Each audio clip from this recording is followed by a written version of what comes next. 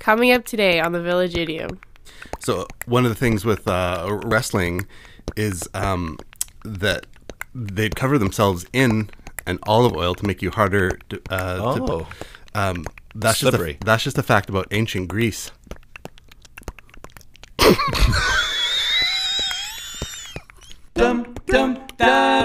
Village Idiom. Hello and welcome to the Village Idiom. We are a podcast that takes a popular saying and takes a shallow dive and hopefully comedic or enjoyable search into its origins, its background, how it's used, and whatever. We use it. Sounds fun. We use it to hang our conversation on. I want to listen to that. Because otherwise, what would this show be about? It'd be just us talking about our week. I wonder if that would be more successful than our efforts. That's a catchy. What happened to me this week? Dear Diary. Exactly. My name is Jurassic Mark. And I am Skitty. And here we are, man. You are back from a trip. I had the most whirlwind, fantastic adventure of vacation awesomeness. Yeah, where'd you go? Quick shotgun blast. Okay, 3 weeks. It was my anniversary, my 25-year wedding anniversary.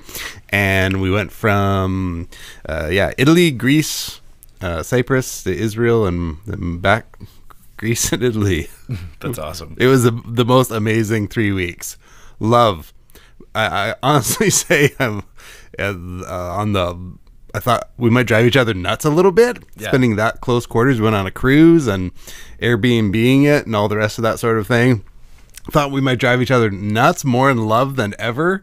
The sights were more amazing than I thought they would be. The food was more fantastic. I gained 0.0 pounds. Wow. Because are you just I know hoofing it everywhere though? Is that like if hoofing it means like stuffing things into my mouth, then yes, I hoofed it. No, but I mean when you land, like you're in Greece, Italy, Cyprus, I'm assuming it's a lot of foot.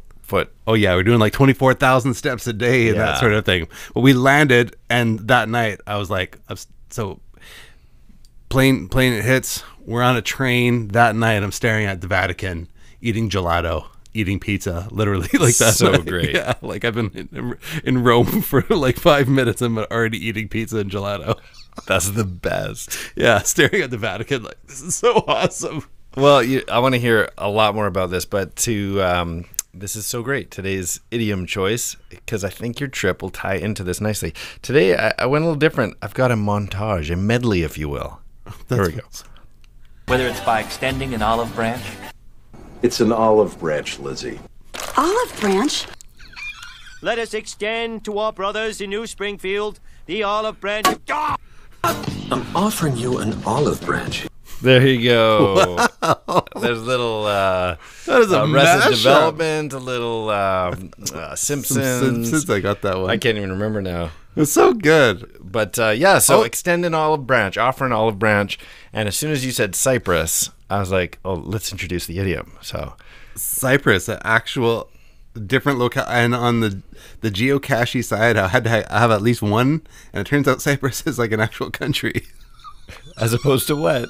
Like a region and meaning Greece or something. Meaning because when you geocache, you get a souvenir, virtual digital souvenir that you've been to a new country, right? And so it was like we were back to the cruise ship for the day, and I'm like, I would search on the internet. It's like, oh crap, this is a new country. I need to go back out and get one. So I walked like 3 kilometers just to get one. Just to get the tag. Yeah. Nice. It was awesome. Oh, you don't geocache as much as you used to, but just if when you're traveling, you have to.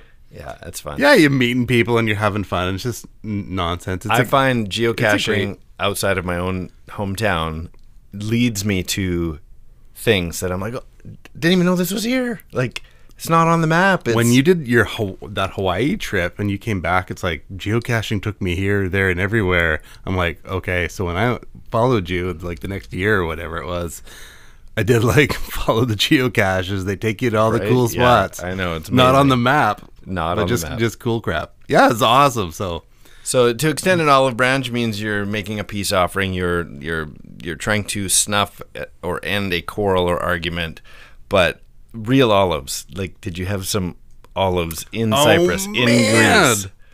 So There must be some olive tie-in it is to so, where you were. It is so interwoven, and I love mythology, and so the kind of big tie-in in terms of I love Myth Greece. February. Anyway. And so in Greece, so you're like, and you come on off the cruise ship, whatever, it's like, we're going to the Parthenon today. Crazy. And so you're out, you're hoofing it, and right beside, so the reason why Athens got its name was so that in the lore, the mythology, Zeus set out a competition between Poseidon. Our tour person said Poseidon. Poseidon. Oh, really? It's like he's Poseidon.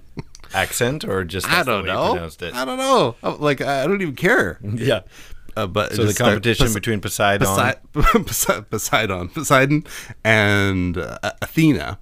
And so what he does is he strikes the ground, and a salt water spring produces at the top of where the Acropolis is.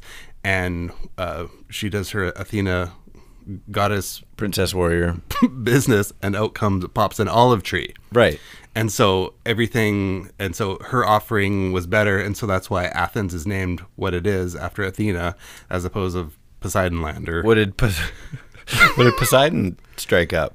he got a spring of salt water. Oh, that was his. That was and hers. Oh, I see. Hers was an olive tree, and so as a result, she is like a big deal. She is like this Greek goddess, fantastico. It's called Athens, and it's called Athens because she won the contest, and her olive tree was the winning thing, and so olives are a big deal.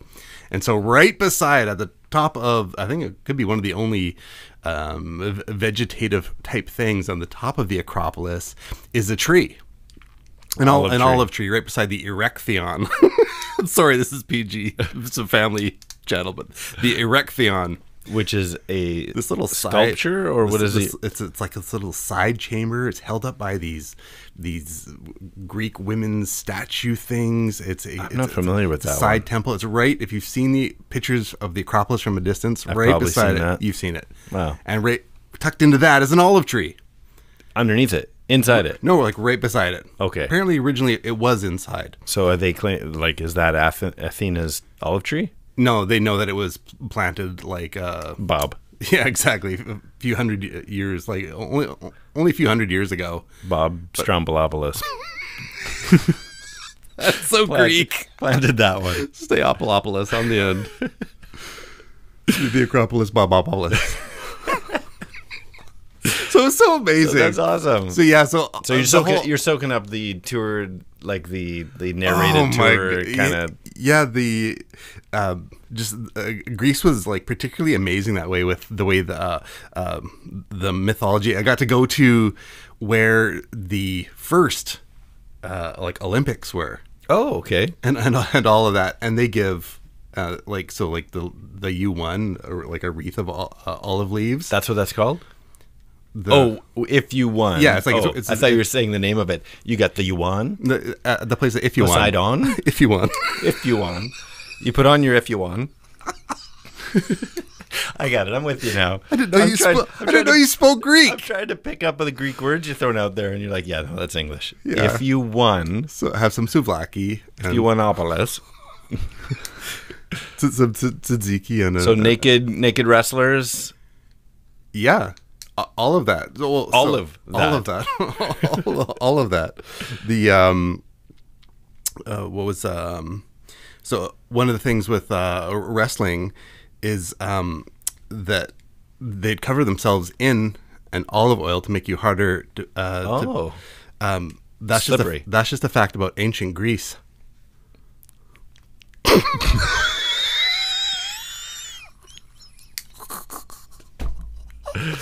So that's made up, that last word. So they didn't lube up with olive oil. That's an ancient Greece joke. That's terrible. That was my joke for the day. Ancient Greece, olive oil. But I was at the spot where there's still like marble in the ground, where they did foot races. And oh man, they didn't wrestle on marble, did they? No. It's like, oh my goodness. Body slam. Bob Somolopoulos, he's out for the count. His skull is split in two. Man. So, just fantastic. But I didn't know that it was all wrapped in with like worship of like Zeus. Oh yeah. And the Olympics were like an original like as pagan festival in order to like honor Zeus. Oh really? Yeah. And so it was like in three. Now Olympia is the place. That's not another god, right? Right. It's a place. Yeah. Mount Olympia. Yes. Got it. All of that. All of that. So yeah, actually, at that spot is one of the 7 ancient wonders of the world. Not there anymore. With the Temple of Zeus, and so they have like just old images and whatnot of it. Of the pieces that they've collected, had some massive Zeus statue, but it was one of the 7 wonders of the ancient world. And so we're at that spot where they even did this last one in Greece. Was it 2004 when they were in Greece? Like, I don't know. It wasn't all that long ago, but they held like shot putting or something there At the spot. just to rope it all in and keep, bring it right back to home. So That's really cool. It was amazing. This stuff is like.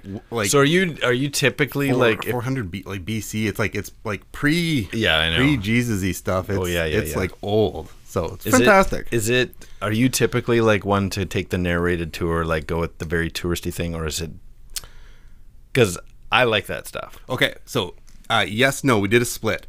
So some things like, so you can get to like we bussed and trained as many things as possible. So we would sitting on transit while people are going to work, right? Just to save a buck. But when some of the things you got to, you're like, I'm not coming back here again anytime soon. Might be worth making the right. effort. I want to hear all their stories and all the rest of it. But then sometimes there's just free stuff online, audio tours. Right. And so it's like, walk to this spot. You're going to see a hole in the wall. Look at the giant statue. This is what happened here.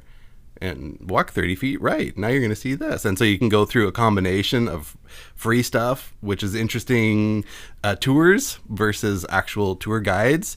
And so we did a combination of both. Cool. Yeah, so amazing. Yeah, it was. I should tell you, I was I follow you. Thanks. Like what's the word? Like a stalker on Google Maps, right? We share maps sometimes, and yours was still on. Yeah. Because we had been doing the gold hunt, which is now over. We can talk about that. Okay. But yours was still on, and so periodically, every 3-4 days, even at our staff meeting, I'm like, "Hey, you guys want to know where Vince is?" And you're just, I can't remember, just outside Tel Aviv or something. Yeah. And I'm like, "Those are Vince." Well, 4 hours ago because it was offline a lot, but like, yeah, Halloween night. One of our coworkers like, "Pull your phone up. Where's Vince right now?"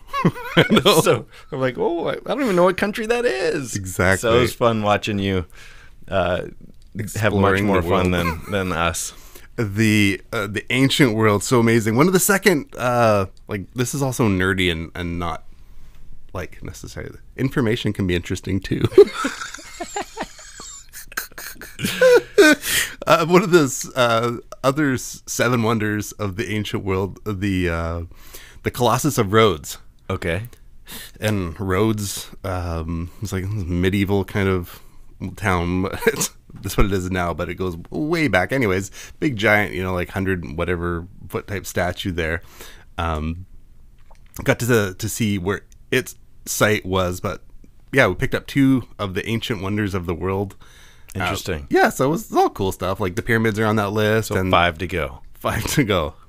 The pyramids, I think the Hanging Gardens of Babylon, the Lighthouse of Alexandria. Wow. Yeah, the new bucket Mausoleum. What's that word? Mausoleum. Oh, mausoleum. The mausoleum of something. Yeah. Anyways, this is so cool, man. Cool. Yeah, good times. Well, why don't we get into our idiom? Yeah. And I'm sure you'll have stories to add because that's probably a week's worth of stories you could be telling. There's a ton, but let's just get into some origins. Some words. Where'd they go? Where'd they go? No one can know. I turned around and looked behind. Those words came from another mind. Origins.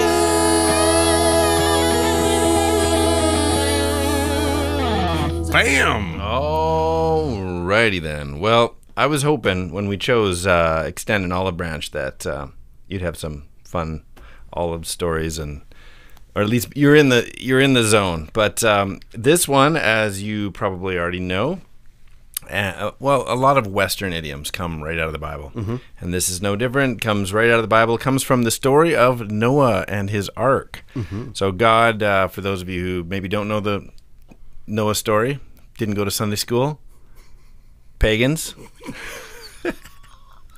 God basically created mankind, but mankind rebelled against God, and the rebellion was so fierce that God decides to send a worldwide flood to wipe out humanity and to appease the rebellion. And in order to survive the flood, Noah built an ark, a giant boat, filled it with 2 of every kinds of animals, and then after spending, it rained for 40 days and 40 nights, after spending however many days on the ark, Releasing dove. he sent out a couple ravens that came back with nothing, and then sent out a dove that came back with an olive branch. And so that's where that was the first sign. So if you're thinking of God being this vengeful God and wiping out the earth, and a dove comes back with an olive branch, the olive tree and olives and olive branches already, from what I understood, predating Noah, already meant a sign of peace. Yes. So, like, it was between nations and stuff, and olive branch was a symbol of peace or ending war, whatever. So, for a dove to come back with an olive branch was essentially could be taken as God going, all right, you've had enough drowning. you've had enough death and devastation. So, so that is, even though it predates it, the olive branch symbolizing peace, really, as far as using it as an idiom, it always targets back to Noah and this dove.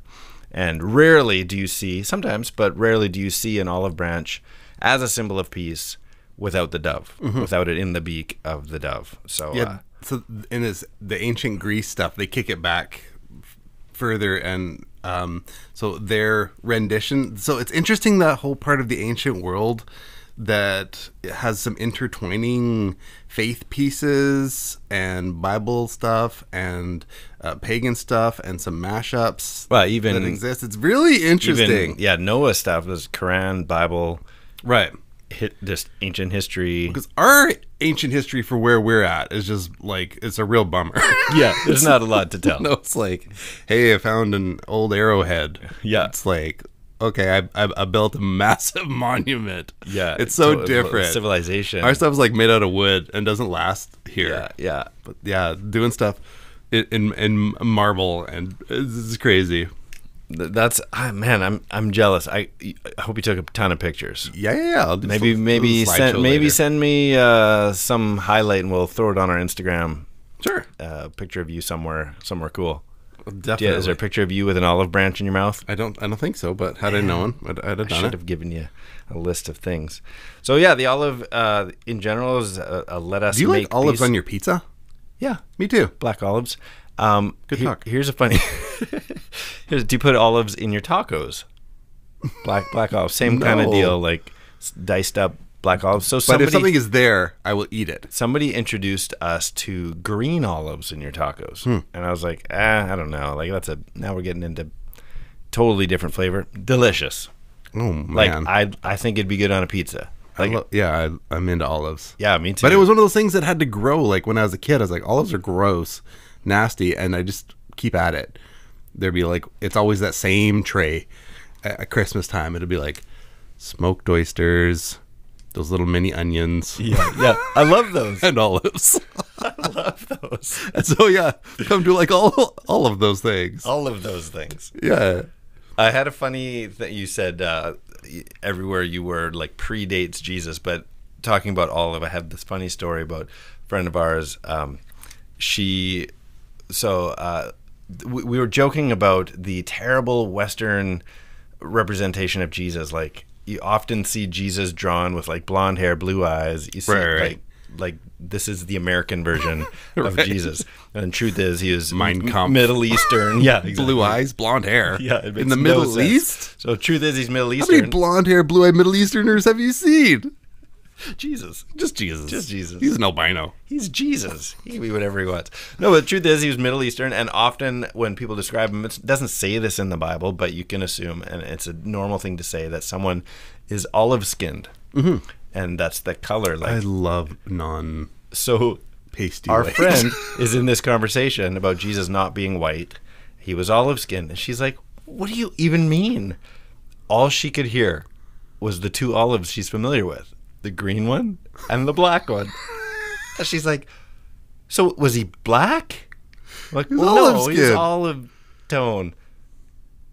Green? Like calamatas? Or She just had never heard the expression, so she's comparing Jesus to two actual olives that she's seen. It was great. he's either olive green, skinned. he's either green or black. That's it.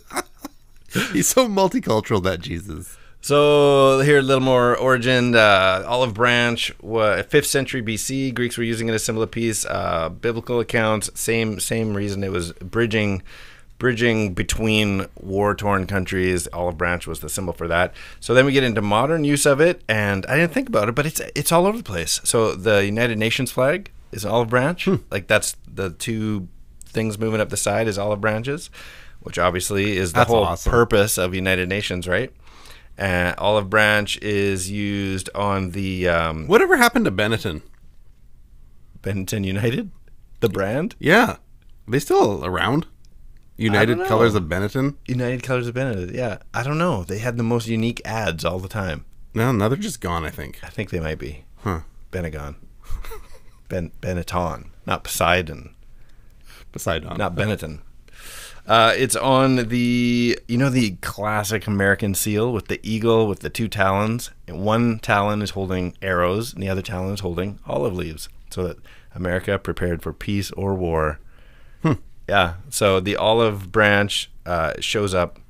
Obviously, Cyprus again. It shows up in a lot of their flags and symbols. And Here's a random thing off of when we're cooking on the ship. We're on the cruise ship, and they do this thing called America's Test Kitchen. okay. It's got a TV show but they, in their kind of one of their little decks, their little theater things, they do cooking demonstrations.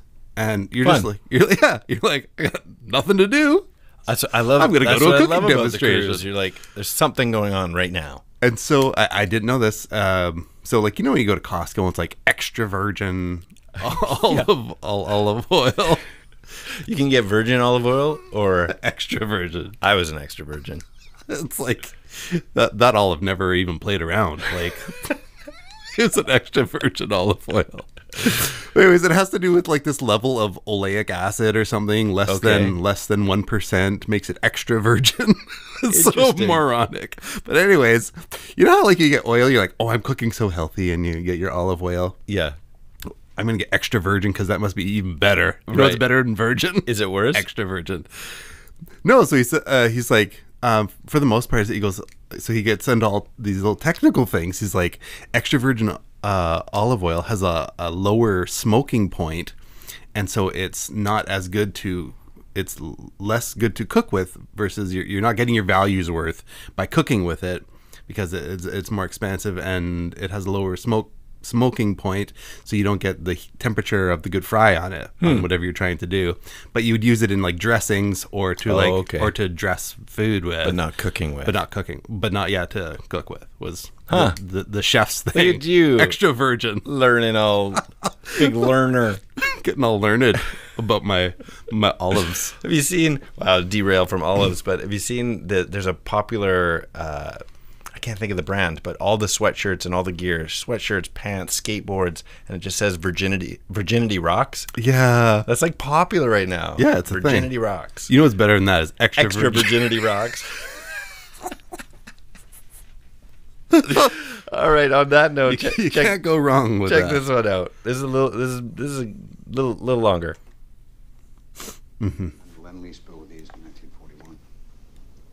Provided support to the Allies when they needed it most. Some would say it brought our country closer to war.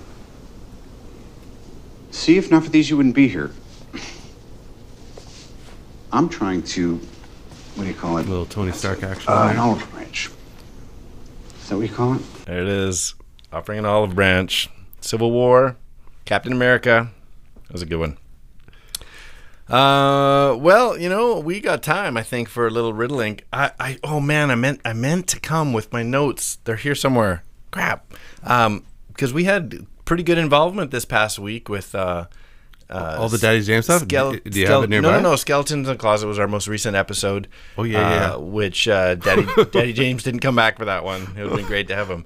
But, good involvement. People chiming in with their answers. And so thank you, all the listeners, for just participating and sending us some comments and remarks and answers to our Riddle-Link game. It's fun. It is fun. I love when people get involved, and it makes all of this a lot more fun where you can chirp back and forth with each other. But Riddle-Link is a game we came up with, which takes a 2-part, usually trivia-based question, and it requires a 2-part overlapping answer.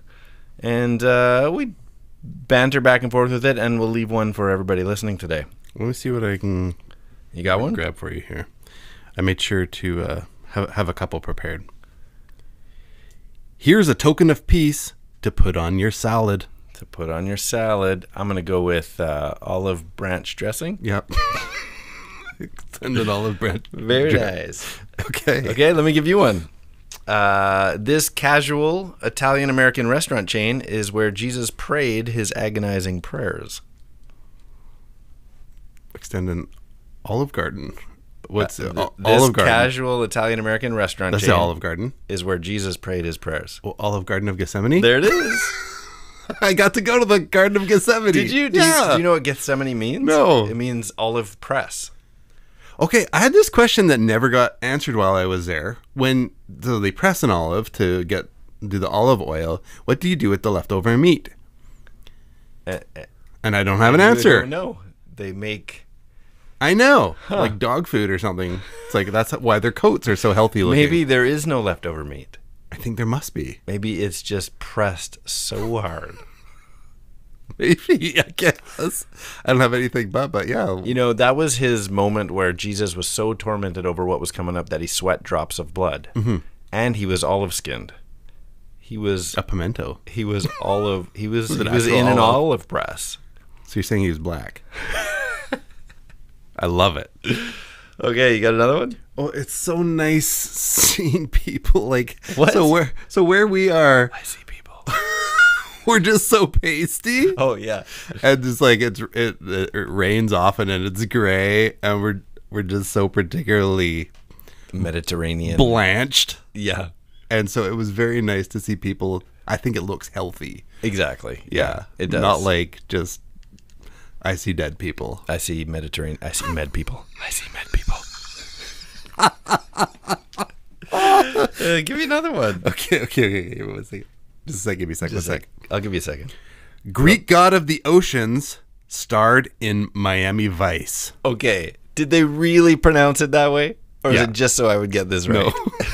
Poseidon Johnson? Yes. I'm like, was that all set up? Because I can't say Poseidon Johnson. I would just made up another one. Poseidon Johnson. That's awesome. All right, well, I got one more, but I don't want you to answer. I want to leave this for everyone else. Well, let me tell them how they can get a hold of us. And get a hold of us. Make sure, well, they're not going to get a hold of us if we don't give them a shout out. So we'll make sure we have all that. Yeah, that's true. We'll have the pages prepared for next time. If you have a good olive story, near-death olive story. Near-death olive. If you're green or black, you can write us at... You can write us at the Village Idiom podcast. I forgot our stuff. It's been a while.